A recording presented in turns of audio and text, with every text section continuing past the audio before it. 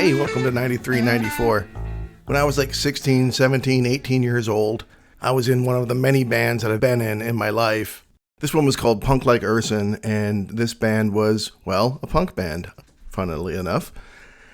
And in that band was my friend Morgan Peak, who's been on this show, and my friend Derek Fern, who's been on this show. My dearly departed friend Brandon Harvey, who I would love nothing more than to sit down and have a conversation with him again. And my dear friend Steve Guil, who was really one of my best friends in high school. That's such a high school term, I guess, best friends. You don't really talk about that as you get older ordinarily, but welcome to the Reliving My Peak Years podcast. And all of us as good friends were really into punk rock. And above all, one of the albums that we all had in common as being one that we kept high on the pedestal of what influenced us was Punk and Drublic from NOFX. This album was just burned into everyone in that band and everyone in my friend group. Steve and I lost touch for many, many years, and it's really awesome that we've rekindled in the past few years. Our mutual friend Aaron, who has also been on this show, Aaron Worley, invited us both over for Thanksgiving the same year after we'd spent like a decade or more just kind of fallen out of touch. And since then, we've really rekindled our friendship. And it was really nice to have this conversation with him and to be able to record it and share it with you guys. He did start, like a true best friend, he did start the episode with an incredibly incriminating story about me that I absolutely had to cut out. I really wanted to leave it in, but there's just no fucking way I can have it out there in the world and people knowing that about me. If you know me personally and are curious, by all means, reach out. Otherwise, sorry. You'll just have to live with what you hear in this episode. So here's me and Steve talking about this album that was like fluid in our veins through our high school years and beyond, Punk and Drublic.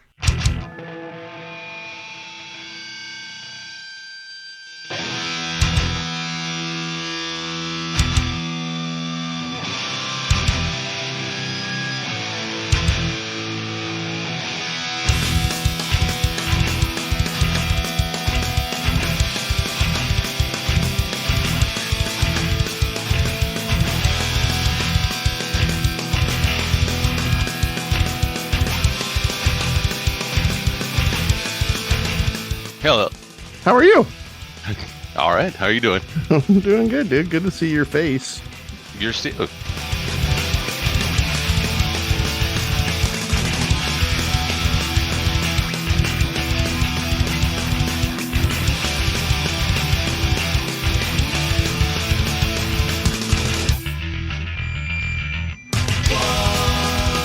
first question, good sir. Tell the good people how we know one another, please.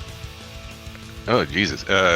We hung out like almost every day for a while there in high school. Mm-hmm. I had a spot next to Gracie on the couch. My dog, yeah. You pretty much lived there for much of my senior year and summer afterwards. Lots of crazy antics. I remember you.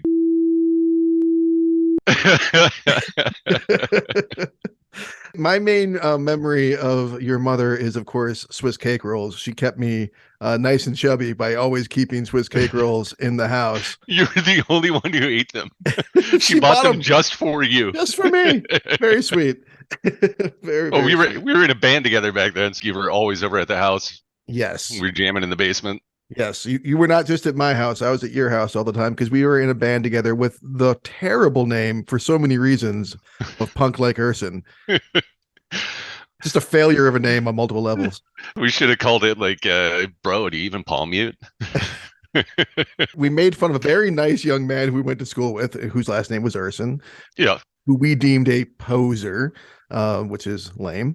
And then, of course, everyone that we try to book shows with would be like, Punk like what? Ursine? What? Yep. And then, of course, also by the end of the time we were a band, we were kind of moving away from being punk, and it just didn't really make a ton of sense for it to be in the name. But my favorite memory of Punk Like Urson, of course, is your drum kit. What did it say? Feces equals fun across your drum? Absolutely. What's more punk rock than that? Oh, it's tight. It was funny claiming to be more punk than anyone else, especially with this album. I don't think the Ranger's gonna like this, Yogi. This guy's more punk than me. Oh, hell. Yeah, we did not take the lesson from that song, apparently. But we did cover Linoleum. Oh, no, we covered Leave It Alone. Yeah, and probably Linoleum, too, at some point. Yeah, I think there was a little bit of Because both. everyone has. It was punk rock tradition, right? You have to cover that.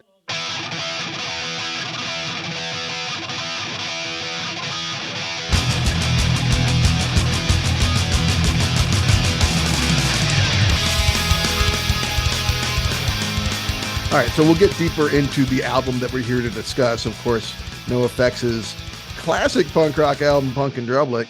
Do you remember how you came to the album when you first got into it?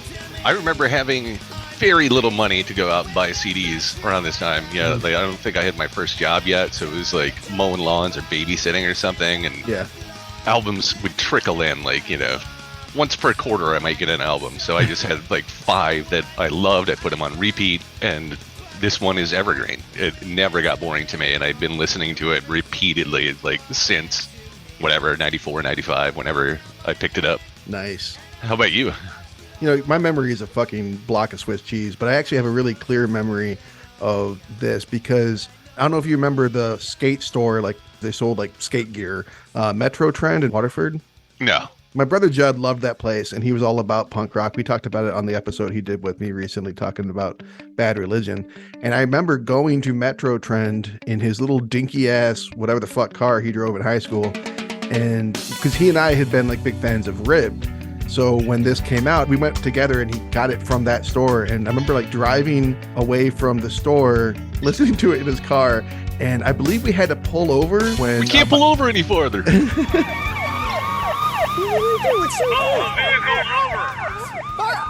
already pulled over. I'm already pulled over. Pull over farther, man. I can't pull it. Sir, I'm already pulled over. He's already pulled over. He can't pull over any farther. We had to pull over when My Heart Is Yearning came on because once Fat Mike started singing, we were laughing so hard. We were just like fucking dying. Oh, I thought that was Hefe singing. Is that Hefe? I've never known. I guess I just assumed it was Fat Mike. Maybe it is Hefe. Hey, this is Travis checking in real quick. It looks like this issue over who sings the lyrics on this is something that there's a lot of back and forth on. I looked all over the place on the internet trying to find for sure confirmation of who was singing vocals on that song. And finally I ended up at Epitaph's website, and their website actually gives the personnel for each song, and they say that Fat Mike actually does do the vocals on this song, but a lot of people think that this one was El Jefe for whatever reason. I remember thinking that when I was a kid too.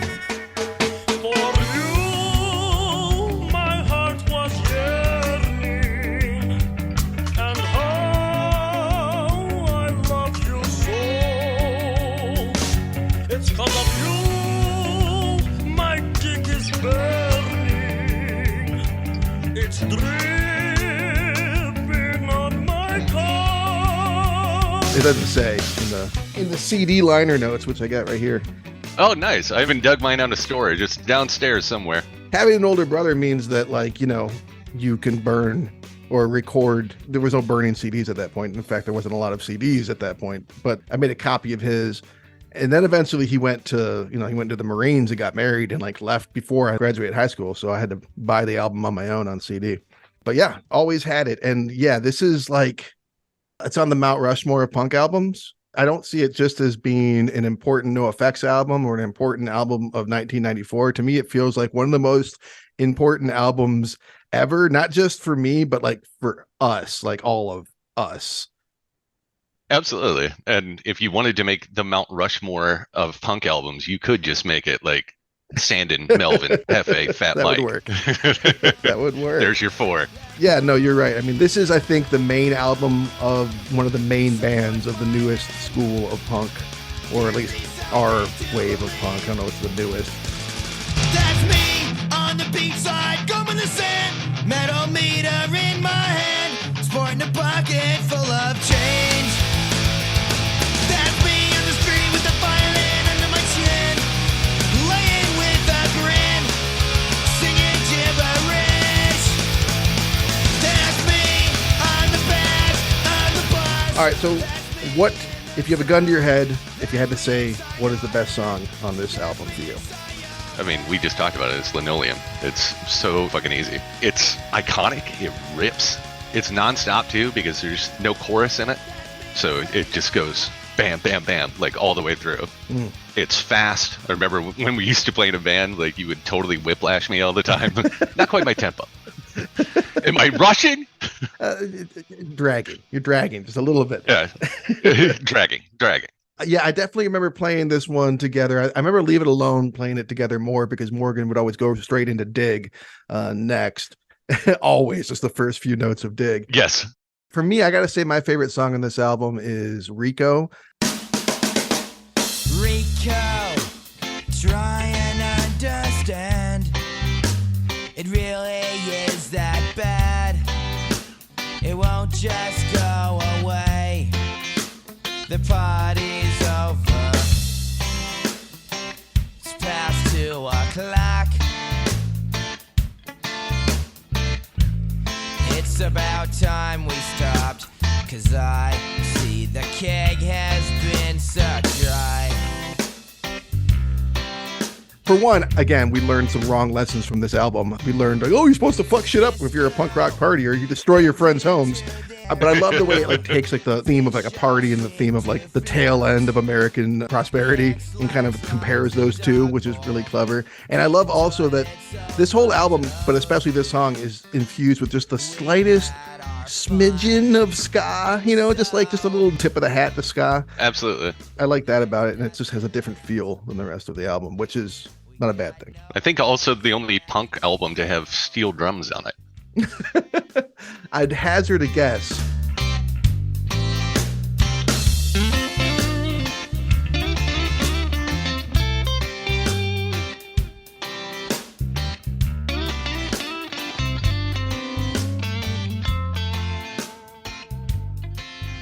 You brought up to me in our texting the producer of this album, Ryan Green. Let's first of all talk about how amazing Ryan Green is. So, like, he established the Fat Record sound, and it started right here with this album. Every previous NoFX album sounded like it was fucking recorded underwater in comparison to this one. That's true. But they still kept the fuzz. It's still warbly, but the attacks and decays are so fucking sharp. It's like watching 4K Blu-ray versus like streaming and realizing the screen actually fades to black rather than giant muddy gray pixels. But his credits include like all the epics from the punk rock era that we're most familiar with. So we got Lagwagon, Strung Out, Good Riddance, No Use, Pulley, Propaganda, Guttermouth, High Standard, a personal favorite of mine, Screw 32, too bad for the podcast, that was 1997, 10-Foot Pole, Me First the Gimme Gimmes, Bigwig, Nerf Herder, Megadeth, and as expected, Usher's 2008 album, Here I Stand. Not to mention Jay-Z, Mr. Big, Wilson Phillips, Cheap Trick, Patti LaBelle, Gladys Knight. The guy who casts a wide net, it seems. Yeah, I think he was tangentially related with some of those. Like, I know he worked with Madonna. We were talking about this. Madonna had like her own little bit of like Warner Brothers, I think it was. Oh. Like, she just got to sign whoever she wanted, and she signed a rap metal band called Proper Grounds in like 1992. Yeah, that was her that was responsible for Proper Grounds. Yeah. Wow. She's cooler than she gets credit for. Yeah. Transitive Property, I think Ryan Green has worked with like pretty much everyone. What about the most underrated song? Is there like a song that you think doesn't get enough play, doesn't get enough love? So we talked about it with Rico, but there is a narrative aspect to NoFX. It could be like Johnny Cash or Sam Cooke. Like, it's sort of everyman style. It is. And so scavenger type.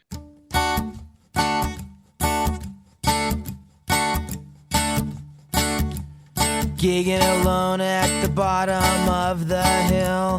Our protagonist named Bill sets his sights on an acre steep pine. All he needs is 13 quarters congregated in his hat. When you toss it on and like Linoleum just rips your fucking hair back or whatever, like, yeah. And then you end with that. It was always nice back in the old days when you had like the one disc in your car and the album would just continue and you just run it back. Like, oh, I can't turn off Linoleum. Oh, here's Leave It Alone. I can't turn that off. Then there's a quick transition into Dig that Morgan loved. Like, can't shut that up. Room and board inside of a fifth of comfort. And it's a 40-minute album that just burns through so quickly because each song just has like such momentum. Yeah. But I do miss that about CD players in cars. I would typically like get an album, put it on, and it wouldn't leave my CD player for a month or so at a time. I just put it on repeat. But Scavenger Hunt and Linoleum, what great bookends for this album, right? They're so thematically similar. I can't imagine that that's an accident.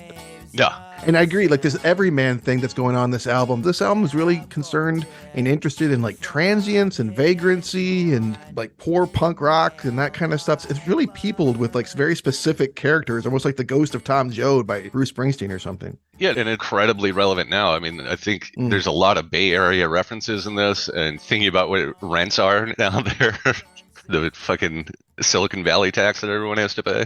Yeah. Scavenger Type, I agree. It's a great album ender, and it's certainly a song that I don't really hear people talking about it the way I hear people talk about Linoleum or some of the other songs from this album, Dying Degree and stuff. That to me is one of the ones that has always stuck out most to me in this album. On the other end of that spectrum, is there a weak song on this album, or is it solid all the way through? I don't think Don't Call Me White holds up. Don't call me white. Don't call me white. Don't call me white. Don't call me white.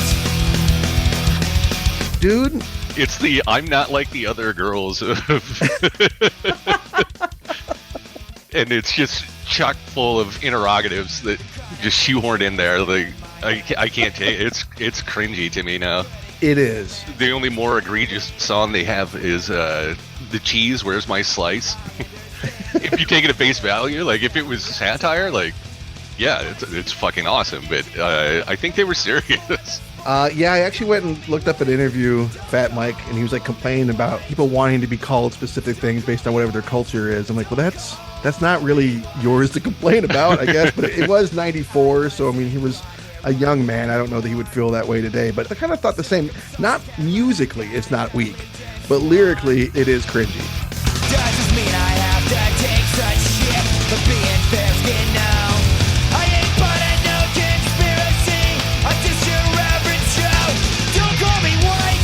Don't call me... Yeah, musically, it's a fun song to play. I think we probably played that, or I know I did in the basement. Yeah. You know what? On the other hand, though, a song that I think holds up really well is Lori Myers for being like sex worker positive and just being like, who the hell are you to try and tell me how to live? You think I sell my body?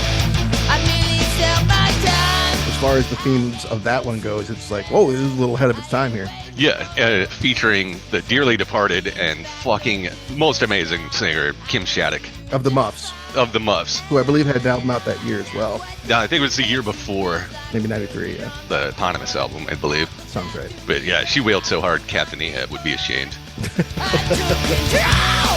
Now I answer to me. The 50K I make this year will go anywhere I please. Where's the problem? Yeah, very kick-ass. Yeah, I'm glad that we seem to have some similar thoughts here. Do you have any other criticisms about the album in general? Not really. It holds up. This was the album where Fat Mike started to learn to sing. Like you can hear it in the secret track, like Cafe tells him, like, how did it get? How did it get? Yeah, it's classic. And despite their claims of like Wolves and Wolves clothing, there's the 60% song. Like, oh, we're only giving 60%, but like they've always tried to get better. Like, I think they've described in interviews like the decline was a challenge. This was something we wanted to do. Same for the newest one, the Double album. Mm-hmm. Yeah, they have that kind of slacker mentality that they seem to put forward, but in reality, I think that they have loftier goals than that.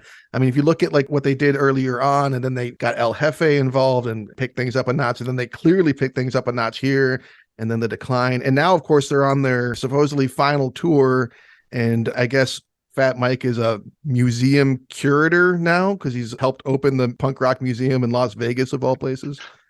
Isn't it like at his house or something? Is that where it's at? Is that why? I mean, I didn't know he lived in Vegas. That would explain why it's in Vegas. It's his house or his neighborhood or whatever. But now I have a reason to go to Vegas, I guess. Other than just giving your money to other people. That's why I've never been to Vegas. I don't have any money to give away. But if I ever get married, now I know where I can do it, at the Punk Rock Museum, and I can have Fat Mike show up as an officiant. And if I drop like $1,000 or something. Oh, that would be awesome.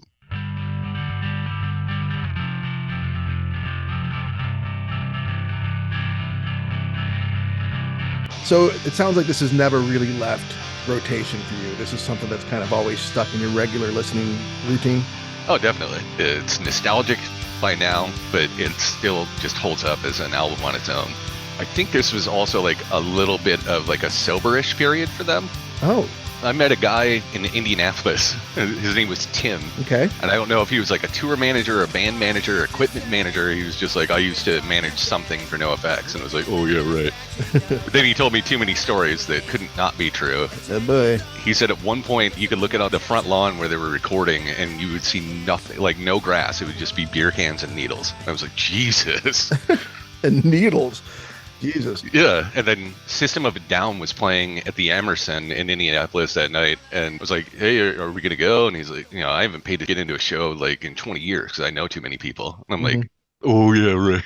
He's like, no, all you need is a name and you'll figure it out. So he's like, I happen to know that the band manager at the time for System of a Down is another guy named Steve. So just, drop the name at the door. So I walked up to the door. I was like fucking 17 or something. Oh my God. Yeah. I was like, oh, I've got I can't remember what I told him, a delivery or like I'm a page or, I was trying to think like what possible job could I have that's related to System of a Down. I'm a page. I'm a medieval servant. And, I'm squiring, sir. Sir Steve. I'm also called Steve. So, yeah, I walked right back. They said, oh, Steve's in the back in the tour bus. And to, sell the bit, I was like, well, I guess I got to walk out of the back of the Emerson to the tour bus. I get in the tour bus and the System of a Down is there. And they're telling war stories about like groupies they fucked while there are groupies on the bus. Oh, nice. It was fucking disgusting. So, yeah, I immediately left. I don't think I even went to see the show. I was just like, well, that works. If anything, it seems to have sort of confirmed the legitimacy of your acquaintance, I guess. Yes. There's like the song I'm Telling Tim. I always wondered if that was Tim. Oh. I'm telling Tim on you because he's the manager of something. Oh, that would make sense, right? Yeah.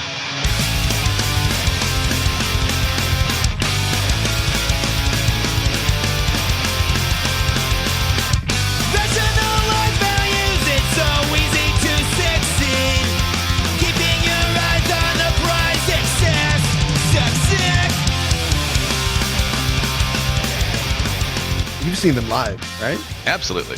How many times? Oh, I couldn't say because there's, Warped Tour and all that, but just seeing like NOFX, like headlining a show probably, I don't know, 5 times. Okay, yeah. I think I just saw him at Warped Tour, I want to say 96, 98, somewhere around there. And then I saw him, I guess at St. Andrews. I think that's it. You didn't see the Clutch Cargo show? Someone was asking me about this recently, and I wasn't there. Okay. Yeah, I remember the one at Clutch Cargo's because they had to stop the show at some point because someone was getting too punk rock or whatever. They're like, hey, all right, you're going to hurt someone. Can you please stop? Are you going to go on this last tour, this final tour? You going to try and catch them? I had plans with Blair and Dave to see them if they went to Portland because we figured they would have to go to Portland, but they've already been to Vancouver and Tacoma, and it doesn't look like they're going to Portland. So if I'm going to catch them, it's going to have to be in like St. Petersburg or Columbus, Ohio or some shit. And I'm not going unless someone else goes. And also, if it was just them, that would be something. But it's like Warped Tour with 2 A's, so like WAARP. ED. Oh boy, I didn't know that. But yeah, I did see there's like 6 bands playing with him or something. I'm like, I don't want to watch all that. Yeah, there's like a craft beer component, and they're selling like all these VIP tickets, so like you can take a shit in air conditioning or whatever. It's funny because it seems like the tour is not like they're playing like 2 shows in Ohio, but nothing north of that. I also don't buy that they'll ever be done. 100%. Yeah, 100%. I think they're sick of it now, but like they're gonna get the itch again. Yeah, 5 years of working at a museum or whatever the fuck. I can imagine being done with the road. Songwriting and playing like the occasional big show. I could see that happening from them. But we'll see. I mean, they are up there at this point. to the kitchen. I smell something burning. Let's check out that carnival-ass cover art on the cover. Like This? remember that show Carnival on HBO? Can't you see like Clancy Brown's face in the background? Yeah, I've never really understood the connection between like two cowgirl, whatever the fucks. I never really understood this cover, but it strikes me as the kind of cover that someone else did for them. You know what I mean? It doesn't seem like Heavy Petting Zoo, they had a hand in Oh that. yeah. It's probably two hands. Gotcha. I don't know. Yeah, it's a weird cover, but this is on Epitaph. Yeah. Right? So, I mean, Epitaph was by this point a little more professional.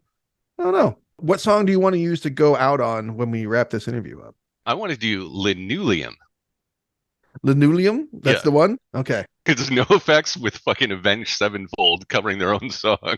Wait, that's a real thing? Yeah. It's another Fat Mike pun because he can't help himself. He's a funny guy. Funny blue-haired, what is it, octogenarian or whatever he is. Well, he's definitely a blue hair. Oh, yeah. Yeah, he's definitely one of those. Find him at a Denny's. We were talking about scavenger type. I remember, I was 14, 15, had a very trad-calf mother. Mm-hmm. So Very. much so that she got a marriage annulled and ran off to a convent. That didn't take, but Yeah, she tried. she tried. But I remember she freaked out the first time she heard this sound, this punk rock sound, and it was this Oh. album. And she got really angry, thought it was like, Satan music or whatever. And I just handed her the liner notes and I was like, you can read what they're saying. She read scavenger type and she wept. Aw. And then she's like, you're good. Carry on. It's a sensitive album in a lot of It ways. is. It even appealed to the crazy track. I mean, you weren't allowed to watch The Simpsons, as I recall. It wasn't allowed to be on in your house, right? No, I had to go over to Blair's to watch it. Like, you could be stopped. Right.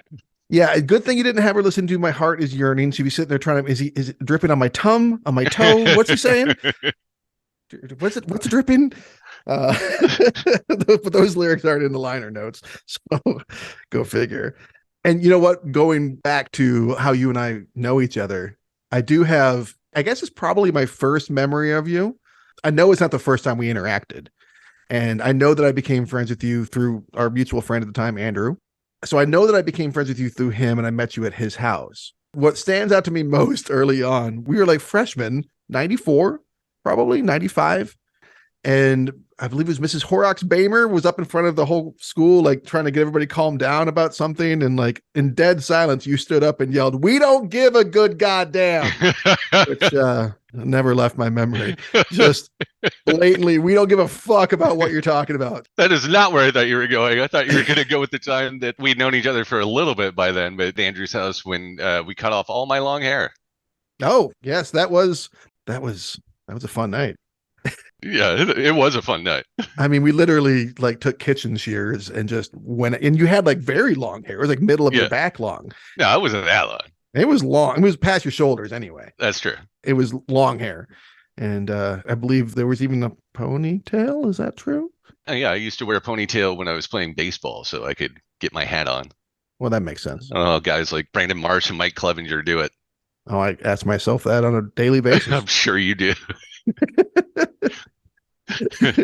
Always thinking about baseball players and keeping their hats on. Plagues my mind every day. All right. I have one last question for you, not related to NOFX or anything else punk rock. I, of course, have a 90s question for you, 90s trivia, for real trivia this time. Usually I just ask people like, hey, what do you think of this? What do you think of that? But this time I actually have trivia for you. Okay. I'm going to try and talk in sports terms. I'm going to ask you about the 1994 March Madness moment, era, event, time frame. Okay. Yeah, championship. Do you know who won that year? 94. Jesus. Duke? So Duke was in the Final Four. Okay. So I'll give you the Final Four. One of them was Duke, which I guess you now know is not them. The Arizona Wildcats, the Arkansas Razorbacks, and the Florida Gators. Was it Billy Donovan's first win in Florida? How the fuck would I know? I just looked this up on Wikipedia. I don't know. Was it Florida? No, it wasn't. I mean, who won? No, it wasn't Florida. Okay. So 0 for 2. You're 0 for 2. I feel like I won a sport. It was the Arkansas Razorbacks. Okay. It was a big year for the Razorbacks. that year. Like Corliss Williamson? I can't remember. No, who could? I have no idea. Even when I'm like doing this phonetically right now. I'm like wild ass. Typically, when I try and gear these specifically towards someone, I fail miserably. I figured I couldn't really go wrong with basketball and you. So, all right, that was fun, man.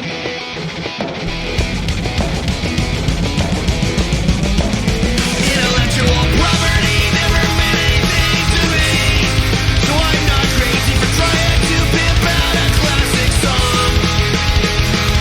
At 25 years old, it's a humane thing to do, even though you know you think it's wrong. But after 700 covers and 1,800 shows, and because the song that Colombians love to hum, we voted to pull the plug and euthanize linoleum. Steve Guil, one of my oldest friends. So good to just reconnect with him. And in better connecting with him recently, he's got me back in touch with an old friend of ours who I've mentioned a few times on this show, including in this episode, our old friend Andrew Johnson. So shout out to Andrew. It's really great to reconnect with old friends. I mean, we were all just so fucking tight back in the day. We were a very large crew of people, and it was not uncommon for us to storm the halls of our high school chanting that we were the Brews. All of us fucking Gentiles, for the most part. But, you know, punk rock is a great unifier, and this has been one of the most unifying albums of my life. So thanks for coming around and listening to us talk about it. It was great to have Steve on. I think he's going to come back on. I look forward to that. And you could come on the show too. Perhaps you're a 10-foot pole fan. A lot of my friends were 10-foot pole. A lot of my friends were 10-foot. My God, a lot of my friends were 10-foot pole fans. I could hardly fucking even say it, but I didn't really listen to them. Hardly ever at all. Never got into them. Very much of the era, though. They released 2 albums from that time period. They released Rev and Swill. So if you want to come on and talk about either one of those albums, come on down. Let's do it. Let's talk about 10-foot pole, and you could educate me on what I was missing out on back in the day and everyday since. Or we could talk about whatever album you want to talk about from the years 93, 94. You can email me at 9394podcast@gmail.com. I'm on the regular social media. If you know me personally, you can text me, and that's about it. Little dab will do ya. Thank you so much for listening, everyone. Have a great, have a good one. Thank you. Bye.